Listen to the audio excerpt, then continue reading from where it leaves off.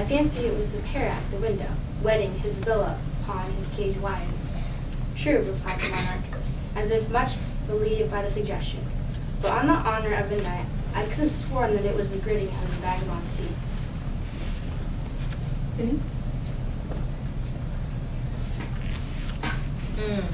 Oh no, I know. Hereupon the door flapped. The king was too confirmed a joker to object to any one blocking, and display a set of large, powerful, and very repulsive teeth.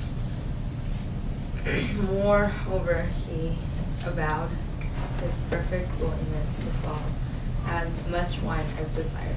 The monarch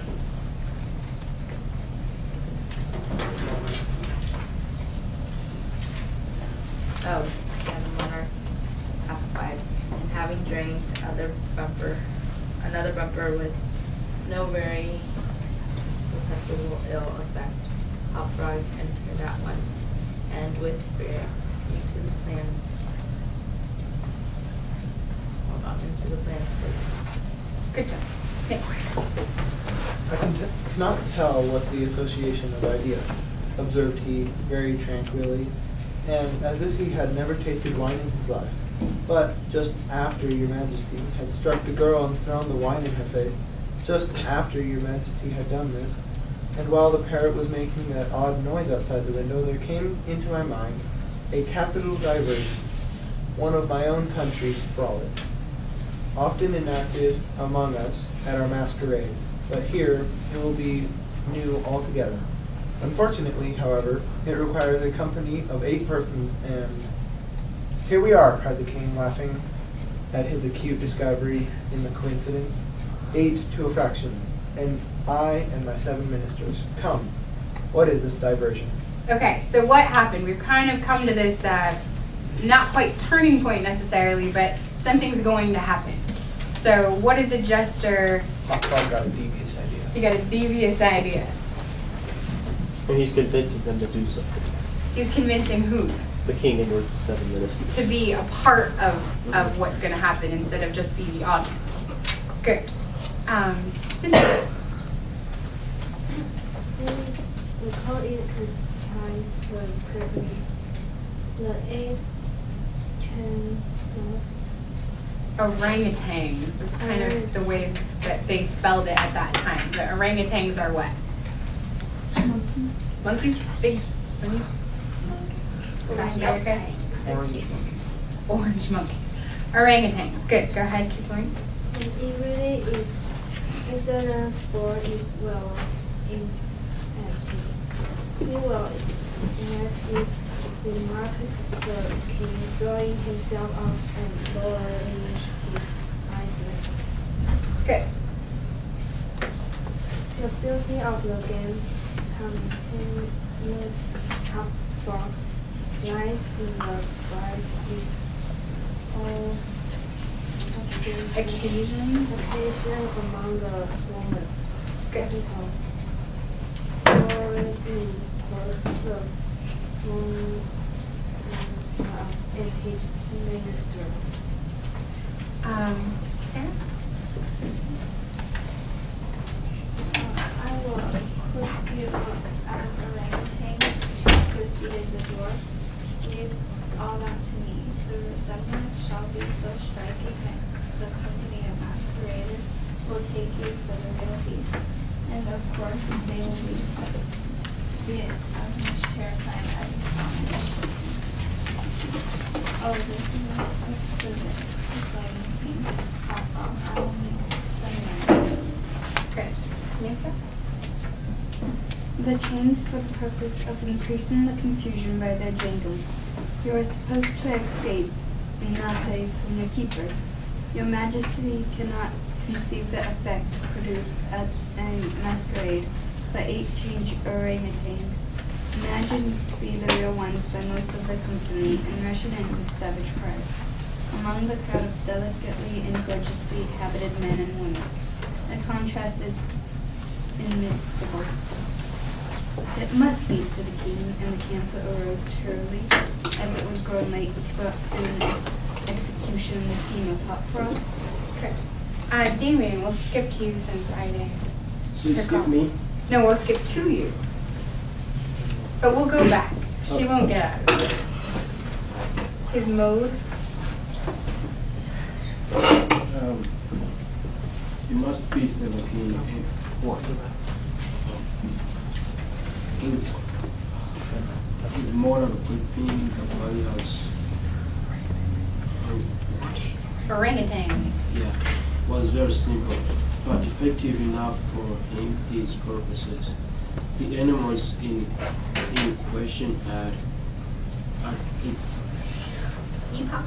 epoch of my story, very rarely being seen in any part of the civilized world. And as imitations made by the world were sufficiently beast-like and more than sufficiently hideous.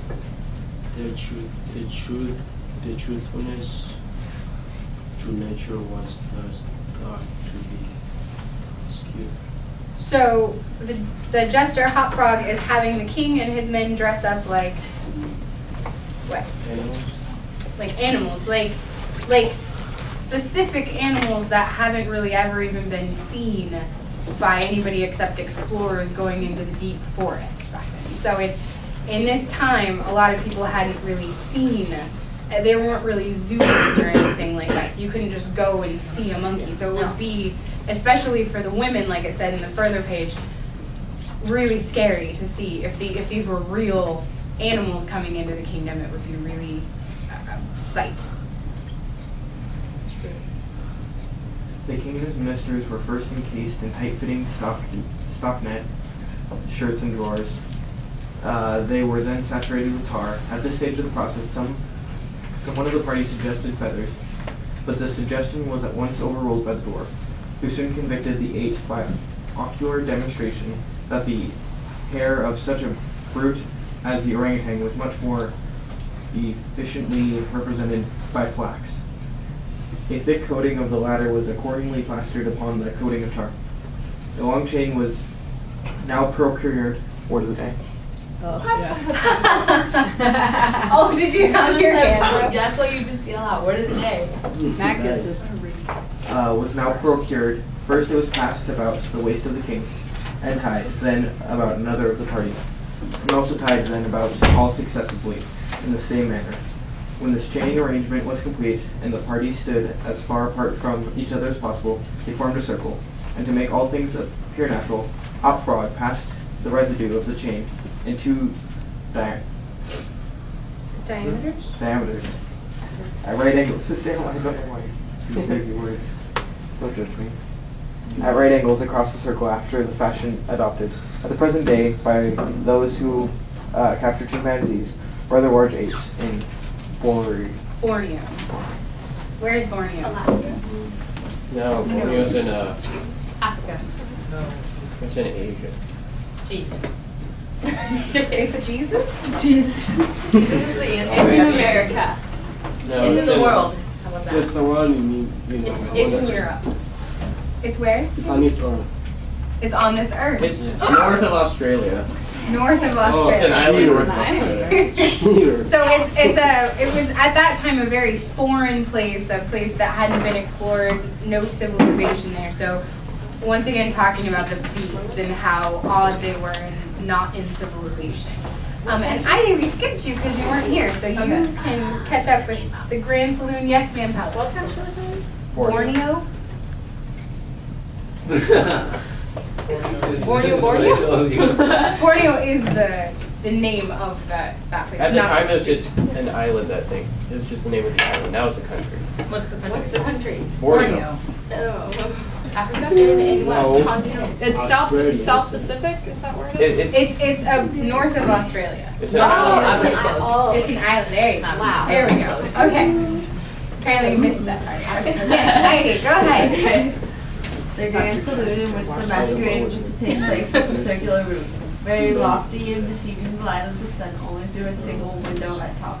At night, the season for which the apartment was especially designed, it was illuminated principally by a large chandelier depending by a chain from the centre of the skylight, and lowered or elevated by means of counterbalance as usual. But in order not to look unsightly, this ladder passed outside the cupola, and over the roof. Back for me. Okay, well, no, you're good. And I'm with you, we're running out of time and I want to try and get to the end. So, I think if we skip that paragraph and start at the top of the next page, the 8 orangutans.